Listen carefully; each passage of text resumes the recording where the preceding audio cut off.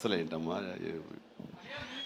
తర్వాత ఇక మన ఇతర ఆర్టిస్టులు పోలిస్తే కనుక నాకు మన ఉనికిదాకా ఉన్నారు వెళ్ళిపోయారు ఆయన మురళీధరన్ గౌడ్ గారు.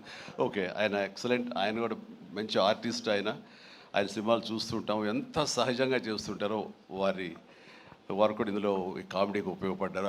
అండ్ ఈ సినిమా విలేజ్ నుంచి ఇక్కడి నుంచి ఇండియా నుంచి ఫారిన్ వెళ్ళిన తర్వాత చూస్తుంటే ఒక కొరియన్ ఫిల్మ్ చూసినట్లే ఉంది, అంత బాగా ఉంది. దీనికి చాలా ఖర్చు అయి ఉంటుంది కదా అనుకున్న తర్వాత నేను ఎంక్వైరీ చేస్తే చాలా బడ్జెట్, చాలా లిమిట్ తోటి, బడ్జెట్ కన్స్ట్రైన్ తోటి, వాటితోటి కూడా ఆయన అది చేయగలిగి ఆ ఫీలింగ్ ఇవ్వగలిగాడంటే నాకు చాలామంది ఈ ఒక్క విషయంలో మనం నేర్చుకోవాలి. అంటే ఖర్చు పెడితేనే అది కనపడుతుంది తెర మీద అనే భావంతో కాదు, నువ్వు ఇక్కడ అనుకోవాలి, నీ మైండ్లో అనుకోవాలి, ఈ విజువల్స్ మీద నీకు ఉండాలి, ఎడిటింగ్ సెన్స్ ఉండగలగాలి, డైరెక్టర్కి ఉండగలిగితే కనుక ఇలా రావాలి అంటే ఏమేం చేయాలని నువ్వు ఎక్సర్సైజ్ చేసుకుంటే కనుక అండ్ అవి ఇక్కడే సాధ్యపడుతుంది. ఈ రోజునటువంటి ఈ విఎఫ్ఎక్స్లో కానివ్వండి, మనకున్న టెక్నికల్ ఎక్సెస్తో కానివ్వండి, మనకి ఇచ్చిన ఆర్ట్ వాళ్ళ సపోర్ట్తో కానివ్వండి, చాలా చేయొచ్చు. కాస్ట్ ఎఫెక్టివ్ తోటి చాలా బాగా చేయొచ్చు. ఈ సినిమా అందరూ ఊహించట్టుగా అంత రిచ్ సినిమాగా ఉంది కదా, కొరియా వెళ్ళిపోయి చేస్తారంటే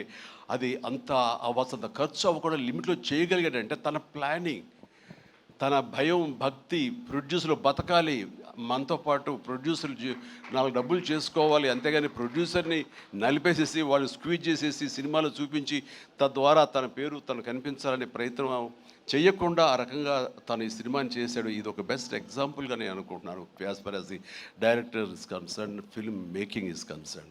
అండ్ డేస్ కూడా తక్కువలో చేయగలిగారు. మీరు ఫస్ట్ సక్సెస్ ఇప్పుడు ఈ సినిమా హిట్ అయిన తర్వాత ప్రేక్షకులకు వెళ్ళిన తర్వాత వాళ్ళు అందించిన విజయాన్ని మన విజయంగా కాదు, బిఫోర్ రిలీజ్ ఇట్ సెల్ఫ్ మీరు సక్సెస్ సాధించారు. దీన్ని బడ్జెట్ పరంగా అయితే కానీ లిమిటెడ్ టైంతో మీరు చేయటం కానీ దానికి నిజంగా మనస్ఫూర్తిగా అభినందిస్తున్నారు.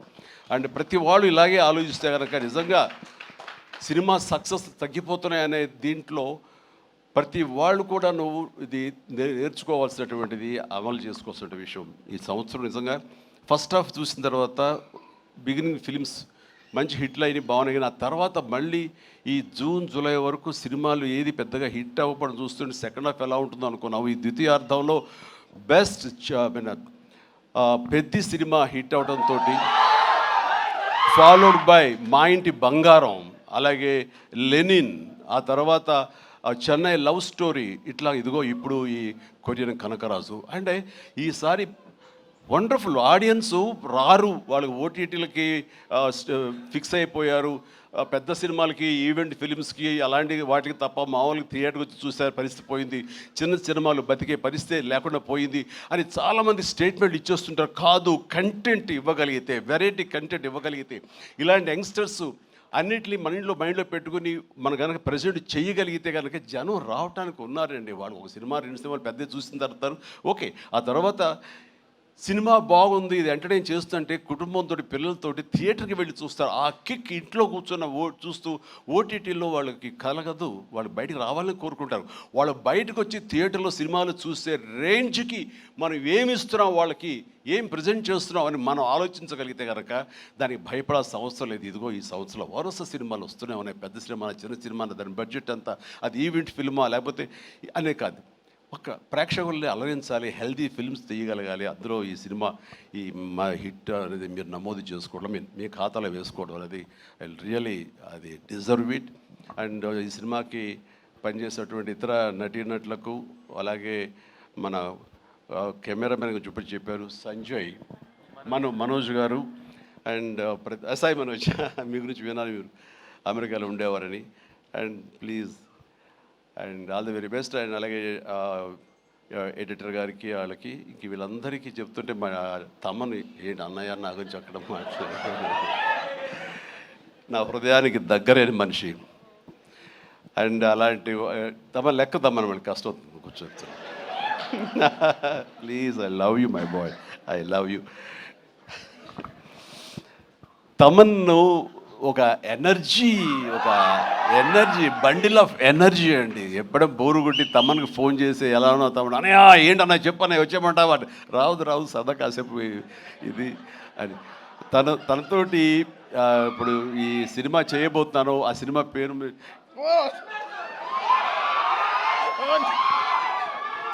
చెప్పలేదు, చాలా హోల్డ్ చేసుకుంటున్నాను.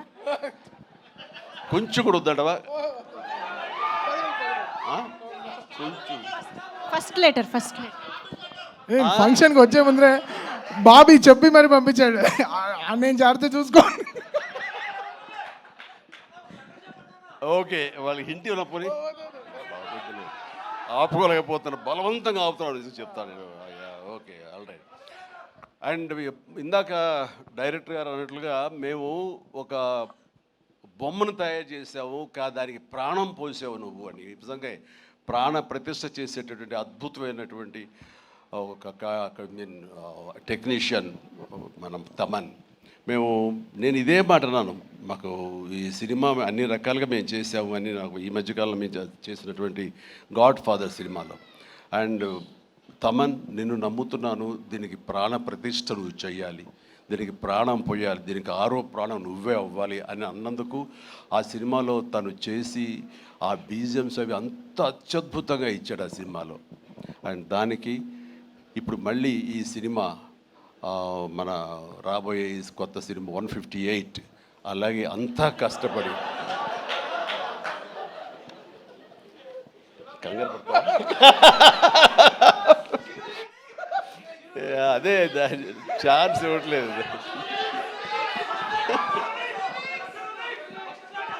దానికి ఇప్పుడు టీజర్ రాబోతుంది నా బర్త్డే సందర్భంగా. దానికి ఇది ఆపలేవు నువ్వు, ఇంకా ఏమి చెప్పకుండా అంటే కష్టం అవుతుంది, ఇంకా చిరాకు తెప్పిస్తారు ఎంత. సో దా టీజర్ అనేది కొల్లి బాబీ చాలా అద్భుతంగా కట్ చేసినాడు.